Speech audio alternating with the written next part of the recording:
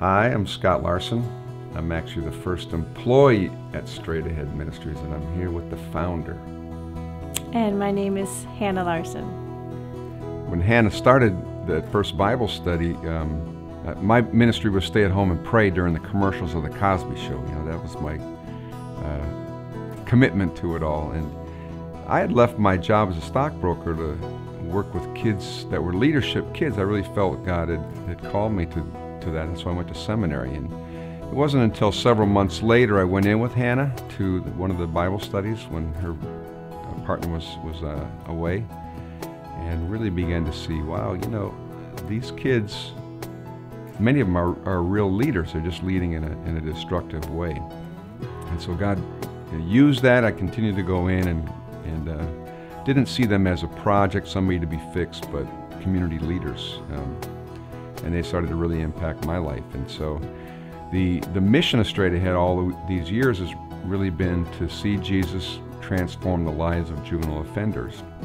And we have a vision to do that. It's really to create an international movement where every kid who's locked up has the opportunity to hear and respond to the gospel, and then to grow in that relationship with Christ as far as they want to. And that now exists through our affiliates in 19 states and 4 different countries, and about 400 juvenile detention centers each week that have Bible studies.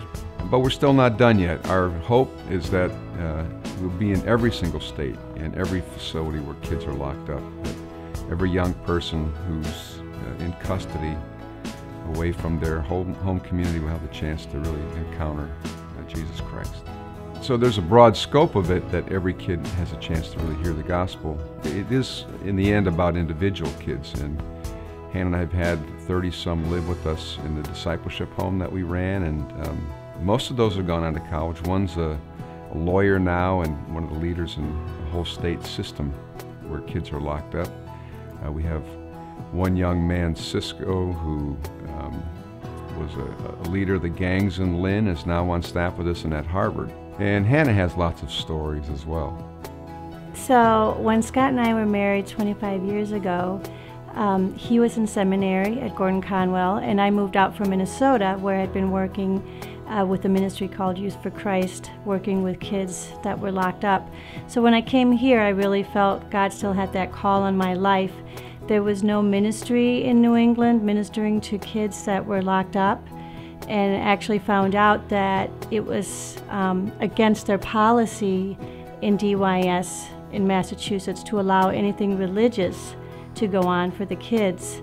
And so when I met with the treatment director of one of the facilities in Westboro and told him that I would like to start a Bible study in his unit, and he was a little bit suspicious, and he said, well, by the end of the conversation, he said, well, maybe we could try it, but let's not call it Bible study, because I don't think any of the guys will come. So then I said to him, well, how about we call it Bible study the first time, and then if nobody comes, we can change the name. 12 out of 15 guys in the unit came out to Bible study. So that was the beginning, and God took it from there. So 4 years ago, I met Lena. And my friend Barb and I go in and lead a Bible study in the only actually secure lockup facility for girls in Massachusetts. She was very quiet, very serious, but whenever she opened her mouth, it was like, this girl really has something. Well, it turned out she was locked up for a very serious offense, and Lena was dealing with a lot of trauma, a lot of stuff. And it took a long time for her to really kind of start opening up, but as she did, she came alive. And we really started establishing a relationship. But when she got out, she was still under probation and didn't have a lot of freedom. But I got to follow her along, teach her how to drive, went apartment hunting with her, and never seen a young person so determined to just make it. And so Lena was working 2 jobs, getting, having her own apartment, kind of amazing stuff. And as she did, just started growing in her relationship with Christ and her dependence on Christ. Well, now 4 years later, she's actually the assistant manager at our cafe in Worcester and training other kids. And her passion is really all about working with other kids like herself and pouring into them.